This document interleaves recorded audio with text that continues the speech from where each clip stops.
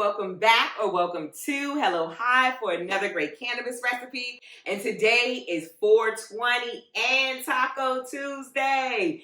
But I don't have tacos for you today. I have shrimp and lobster fajitas, and they're going to melt in your mouth. And I'm making them with canna olive oil. So let's get started.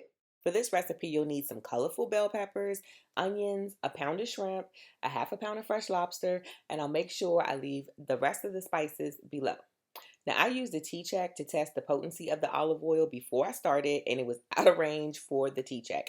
Now, this is common, so I used the T-check instructions, which are to the right, for diluting my olive oil, and it came out to be about 474 milligrams per tablespoon. Now, let's get started with the spices for the fajitas.